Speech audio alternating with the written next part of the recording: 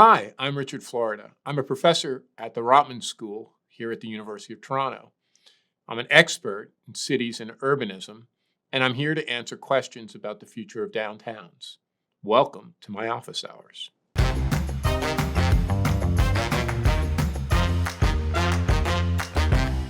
Am I the asshole for not wanting to do my part to make my downtown more vibrant? Why is it my responsibility to bring life back to the downtown core? Well, downtowns are going through a pretty existential change. It used to be that just about everyone who worked as a lawyer, or accountant in finance and real estate, even in technology, had to go to the office 9 to 5.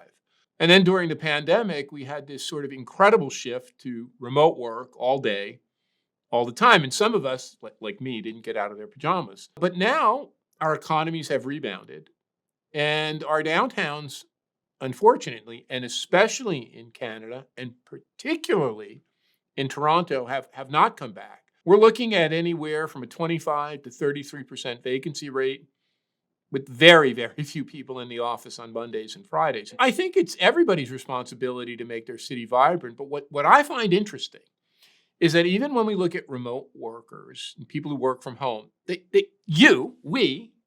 still go downtown. They just don't go to the office. So I think the real question that we have to ask ourselves is, what would we like to go downtown to do? And increasingly what we're hearing, it's not to go work in a dedicated off space. It's to socialize, it's to interact, and it's to connect with people. And so I think it's all of our responsibility, but actually the responsibility of people who build office buildings and create cities, to make sure our downtowns are less about work per se and more about connection. If my boss is insisting that I come to work in person at the office 3 days a week, why are politicians freaking out over the future of downtown businesses? Well, there's an easy answer.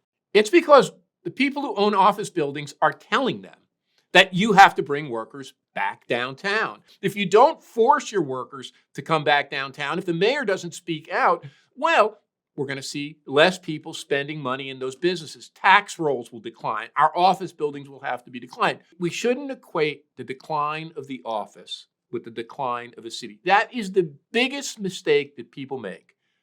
The office is a relic of the past. The traditional office, the cubicle farm, this faceless place where people go to work and sit on a laptop with their boss looking over their shoulder. Even though office vacancy is 2/3 or maybe 3/4 of what was before the pandemic, almost every downtown across America has more people living downtown than before the pandemic.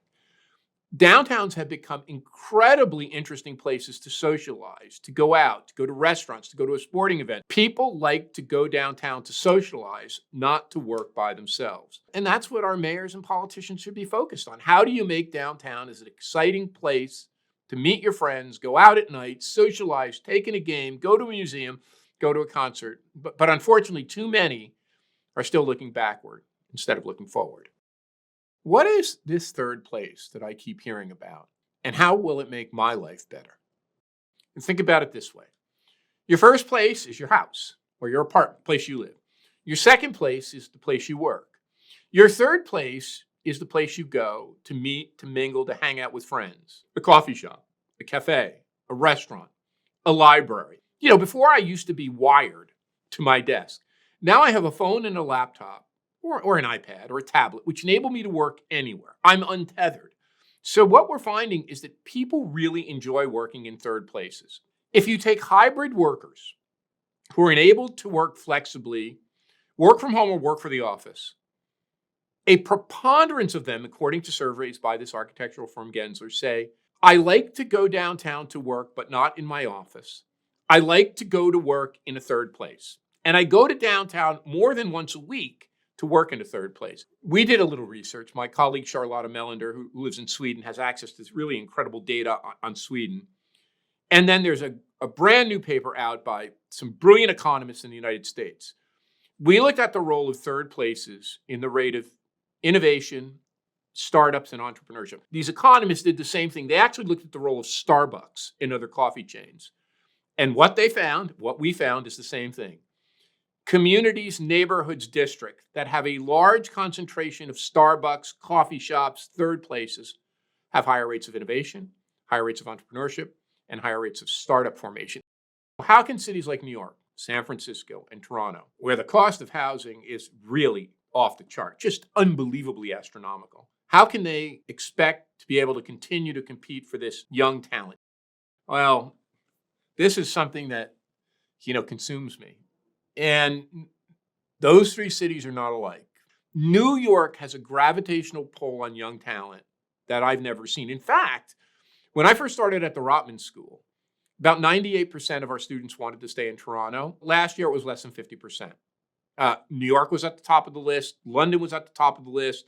Places in Asia like Hong Kong and Singapore and even Dubai were higher than they were. But when you're young at the early stages of your career, you almost necessarily have to be in a major center. Young people are kind of cost oblivious. Young people, when they look at this post-university or post-MBA or post-computer science or artificial intelligence degree, go, where can I get a great job? Where can I establish a kind of salary floor? Where are there going to be other young people to hang out with? Where are there going to be people like me to date? And where can I have the best, develop the best network, personal and professional? The problem in New York and San Francisco and Toronto starts not when you partner or get married. It's family formation. The biggest boom in young urbanites moving to places like New York and San Francisco occurred after 2010. Do the math. Those people who were 22 or 23 in the year 2010 were right smack in the middle of family formation in the year 2020. Increasingly, we're seeing a demographic divide in location. So what happens to companies as this demographic divide accelerates? And it's young single people in the city, and then people with families and older people living further out, commuting, that don't come to the office. Well, the obvious answer is their culture starts to fall apart. And you hear it from young people all the time. I want mentorship. I want to develop a network. There's a bunch of us young folks in the office, and the older people aren't coming in. It's a big, big issue. So companies need to figure out the kind of social events and connections and collaborations and cooperations that bring people in the office. And maybe that has to be much more structured. Maybe that isn't going to happen as organically as it did in the past when everybody was in the same office. What the F is a metacity? Cities, for all of human history before the pandemic, were physical constructs. They were physical clusters. The actual definition of a city or an urban settlement or a metropolitan area is a shared labor market. If you spend any time in a place like Miami in the winter, go to the airport on Monday. No one works in Miami. They work in New York. People get on a plane on Monday and they go to New York to work. During the pandemic, a consultant at Boston Consulting Group, he called me up and said, I'm this city fellow. I have a little budget. Would you consider working with me and advising my project? And we kept coming back to this thing that people were saying digital technology and work from home were going to lead to the end of city. And we took, say, the 25 or 35 largest global cities, and we said, which cities are most connected, have flows of people the most between one another? London and New York topped the list. The next group was Dubai and Singapore and Dublin. Toronto was in a third group with Chicago and Frankfurt. And then we started to look at city pairs. What we began to see is these new digital technologies of Zoom, work from home, the internet, were allowing cities to expand in a new way, which was still a physical cluster, but a digital hinterland, a set of digital interconnections. It was a hub and satellite system or a network system. And what we found out when we did this work on the metacity, we used LinkedIn data to track these shared patterns of interaction between people in different cities, is that Miami is a suburb of New York. Austin is a digital suburb of San Francisco.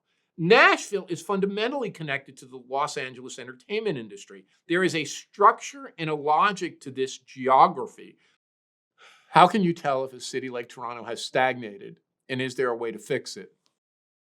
That's a really interesting question. My simple answer is that Toronto is not stagnated, but it faces huge challenges. Toronto has to understand that that is a wealthy city, an incredibly affluent city, that it has to make fun a priority. And when you look at cities like New York or London or Singapore or Dubai, they have really remade themselves as places not only that have great places to live and work, and sometimes they're expensive, they are incredible places to have fun. We have a whole waterfront. Maybe we need to be thinking about how do we build our next generation of cultural facilities? Where do we put our next generation of sports facilities? Is the Rogers Center in the right place?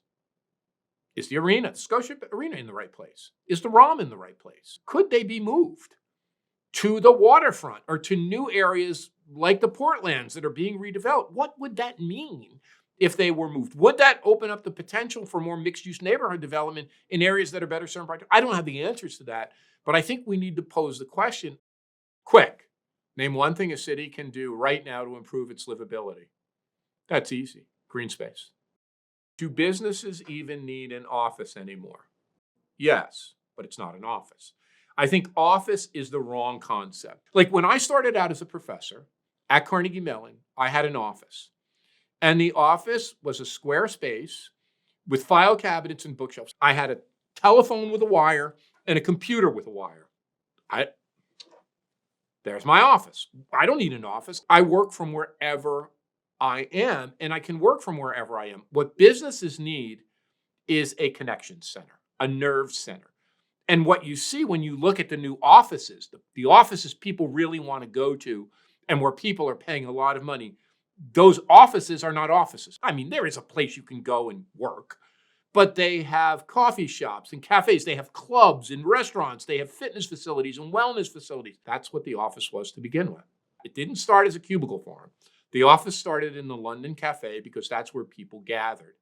What businesses need are a gathering place, not a set of cubicle offices. And what's interesting is that business is moving in that direction. That's all for me today. To learn more about cities, urban policy, challenges facing cities and downtowns, urban economics, click the link below to visit the Rotman Insights Hub. Thanks for joining me in my Rotman office hours.